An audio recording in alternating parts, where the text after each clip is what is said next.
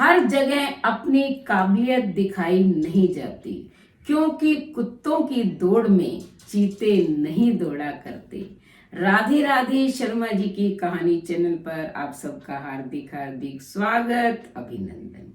एक बार विश्वामित्र और वशिष्ठ जी में इस बात पर बहस हो गई कि तप बड़ा है या सत्संग, क्योंकि विश्वामित्र जी ने बहुत तपस्या की थी और तपस्या के बल पर ही उन्होंने बहुत सारी रिद्धियां और सिद्धियां प्राप्त कर रखी थी।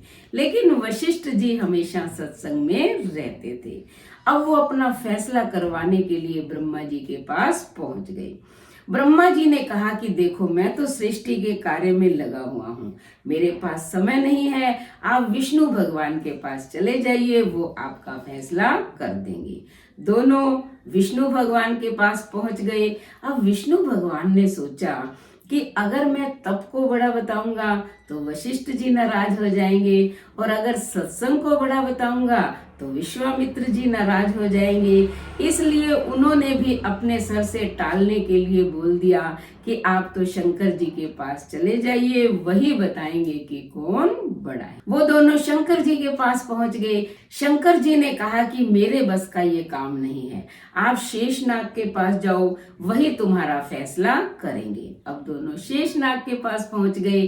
शेषनाग ने कहा कि ऋषियों, कैसे आगमन हुआ?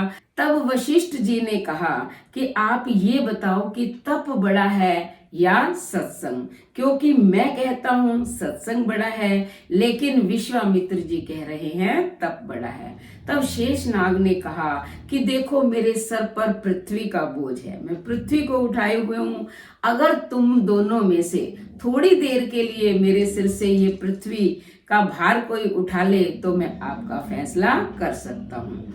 आपको पता है तप में अहंकार होता है, और विश्वामित्र जी तपस्वी थे, उनमें अहंकार आ गया और उन्होंने तुरंत कहा कि लाओ, पृथ्वी को मैं अपने सर पर उठा लेता हूँ।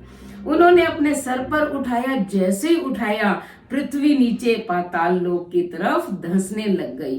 तब शेषनाग ने कहा रोको, पृथ्वी जा रही है रसातल में, यानी कि पाताल लोक में। तब विश्वामित्र ने कहा कि मैं अपने सारे जीवन का तप देता हूँ, पृथ्वी रुक जाओ। पृथ्वी नहीं रुकी। तब वशिष्ठ जी ने कहा कि मैं आधी घड़ी यानी कि केवल 12 मिनट के सत्संग का फल तुम्हें दे रहा हूँ, हे पृथ्वी माता रुक जाओ। पृथ्वी वहीं रुक गई।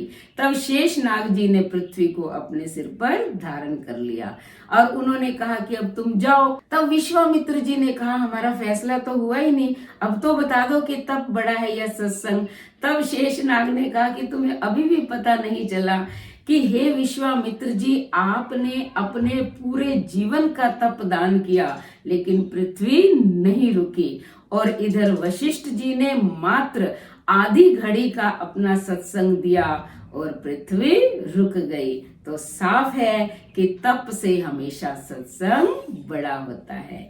इसलिए प्रतिदिन चाहे कम समय करो, लेकिन सत्संग अवश्य करो और अपने जीवन में भी उसे उतारो। इसलिए सोच समझकर व्यक्ति को हर कार्य करना चाहिए, कभी भी अहंकार नहीं करना चाहिए। तप व्यक्ति को अहंकारी बनाता है, इसलिए हमेशा सत्संग में लगे रहो।